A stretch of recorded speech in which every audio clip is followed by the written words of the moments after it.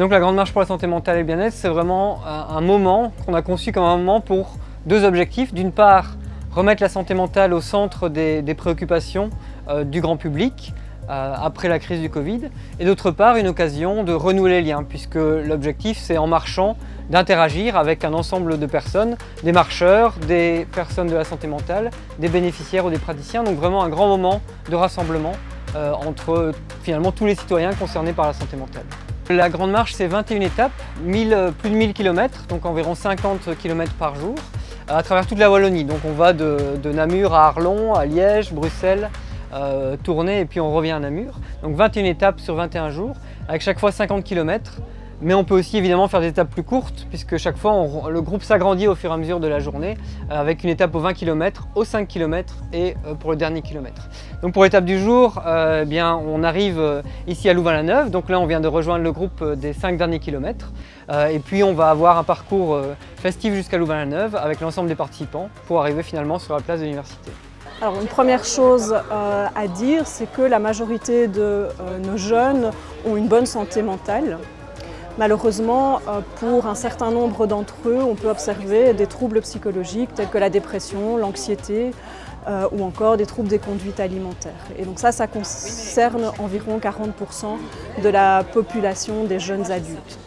Alors les étudiants qui souffrent de difficultés psychologiques sont aussi des étudiants qui vont rencontrer peut-être plus de difficultés dans leur parcours académique. Les études nous montrent que ce sont des étudiants qui vont généralement avoir de moins bons résultats et également qui sont plus à risque d'abandonner précocement leur parcours scolaire. Par exemple, si vous souffrez d'anxiété sociale, à un moment donné de votre vie où vous êtes censé développer des relations, nouer des amitiés, développer des relations de couple par exemple, eh bien, si vous souffrez d'anxiété sociale, vous allez avoir plus de difficultés à relever ces différents défis et donc vos capacités d'adaptation interpersonnelle vont se voir diminuer, ce qui peut évidemment avoir des conséquences dans le cadre de votre insertion dans la vie académique. Le service d'aide aux étudiants au lycée Louvain est un grand service pluridisciplinaire qui a ses antennes sur les 5 sites de l'université et qui est ouvert à tous les étudiants qui se posent des questions pendant le cours de leurs études, des questions ou qui cherchent de l'aide. Alors ces aides que nous offrons aux étudiants sont de plusieurs types. Ça peut être une aide sociale ou financière, une aide médicale, une aide psychologique. Il y a plusieurs équipes qui s'occupent de chaque type de demande et finalement l'étudiant choisit la porte d'entrée qu'il préfère. Comme on est au sein d'une université et psychologue spécialisé à l'université, les gens viennent souvent parler de leurs difficultés d'études. Et donc ils viennent en disant « je ne sais pas me concentrer, je pensais avoir réussi mais j'ai raté, je voudrais m'y mettre mais je n'arrive pas, je pensais que ces études me convenaient mais je me pose 1000 questions, est-ce qu'elles me conviennent bien? Est-ce que je ne me suis pas trompée de chemin ?» Et donc ces questions peuvent être finalement traitées juste pour ce qu'elles amènent, mais parfois derrière il y a un ensemble d'autres questions parce qu'au fond, on prend l'étudiant comme il est, c'est-à-dire une personne humaine et pour lesquelles finalement tous les aspects de sa vie sont enchevêtrés et on l'écoute dans sa totalité.